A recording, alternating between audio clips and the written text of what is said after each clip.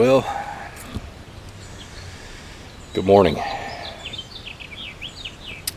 Yesterday's fishing trip was so frustrating. Had a little bit of a traffic jam at the boat ramp. Forgot to get the camera out. But had a couple kayakers take a little bit. Well, anyway, one of these days I'll do a video about boat ramp etiquette for kayaks.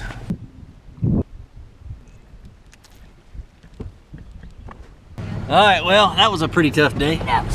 No bites, no nothing. I did find a lot of really cool stuff on the lake. But nothing. But nothing. No fish. No fishes. We saw one fish caught all day.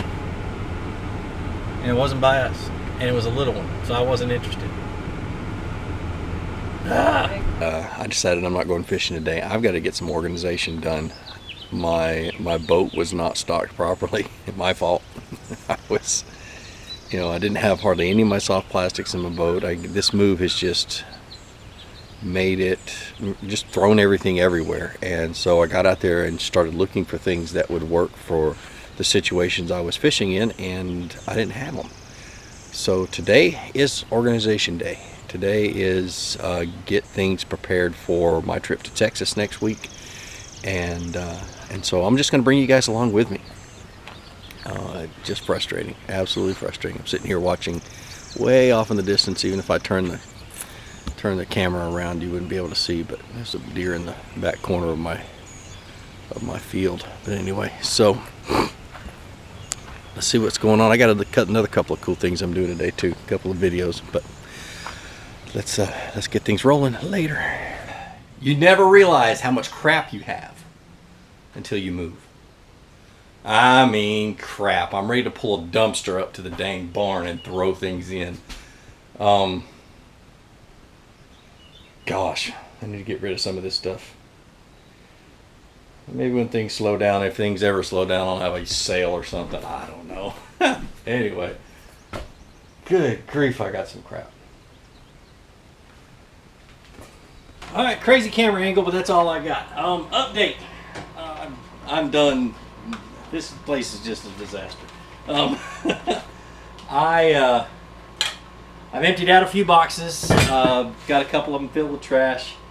Put in some insulation. That's why I had to change shirts. And it's looking a little better.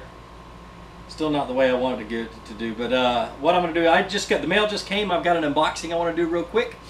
Then I'm going to head over to my barn and organize my boat and make sure the line is right on all my rods, and just really do rod and reel and tackle maintenance. I got out of the lake yesterday and I didn't have all my soft plastics. I didn't have any soft plastics, just a few bags that were in the boat. And that's what really frustrated me, is I didn't have the right crankbaits, didn't have the right plastics, just because I'm just so disorganized after the move. So anyway, let's do a real quick unboxing. I kind of know what this is. This package is from Trey Harple. What did I do with my knife? Jeez. Oh, here it is. Alright, so this package is from Trey Harple. Trey Harple makes the THKO weight baits that I like a lot. He said this is a new color. He didn't tell me what kind of bait it is, because he also makes other types of crankbaits. But and my knife is dull again. I sharpened it this morning, but it's dull from cutting insulation. Oh, sweet. Sweet, sweet, sweet. It's a THKO weight bait. Look at the color though. That's just awesome. Little bluegill color. Light bluegill. That's gonna be in them. An awesome color. He sent me 2 of them. Thank you, Trey. I appreciate it, man. Absolutely cool. Alright, THKO weight baits. The next one, I know what it is, I just don't know what it looks like. A guy contacted me on email and asked me if I'd like him to make me a sign with my logo on it. So I sent him my logo. And this company, it's called Dave's Signs.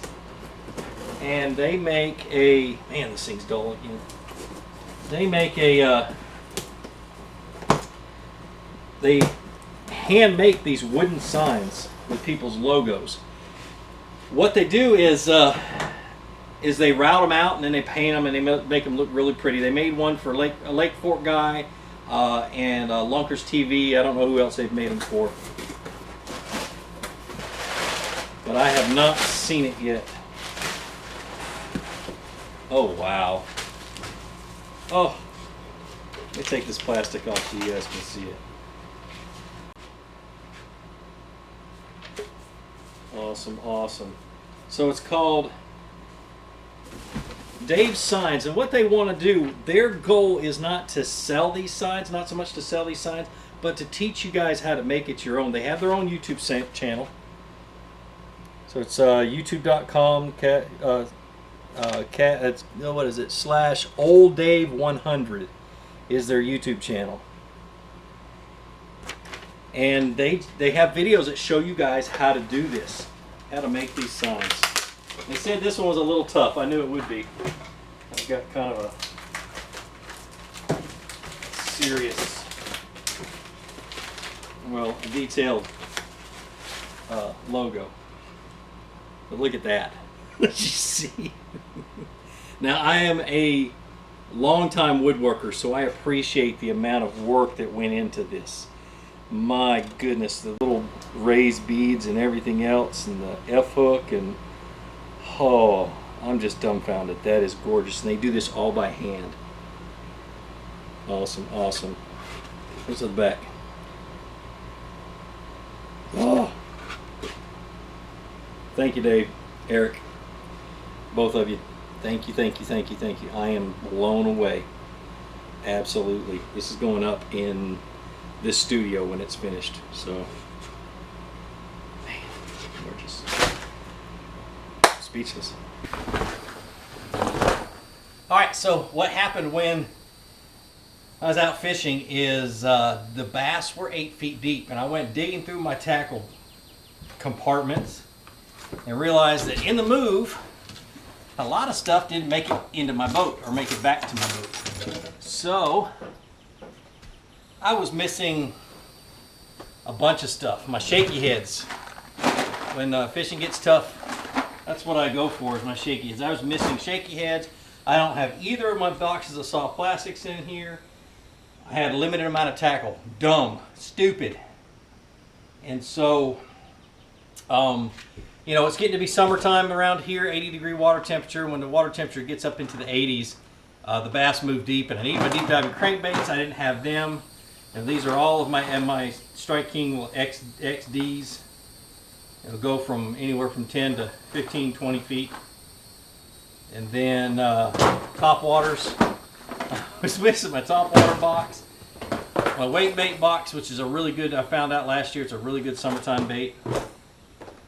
So, note to those guys who have boats and kayaks, check your crap before you go to the water.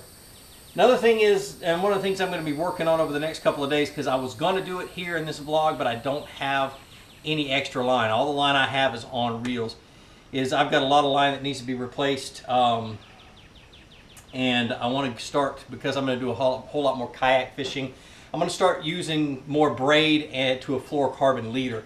Reason being, and Chad Hoover's the one that told me, that brought me to the realization of this, and it makes sense, is that when you set the hook in a kayak, what happens is you got a heavy line or whatever. When you set the hook on a fish, your boat has a little bit of give, and so to combat that little bit of give, you need a low stretch line. Braid is excellent. I was totally against it, and it's taken me probably a year to really get to the point where I'm ready to do it. So I'm going to make a separate video to show you guys how I'm going to do that, because still when I'm on a boat, I like to have my copolymer, I like to have my straight fluorocarbon on some rods.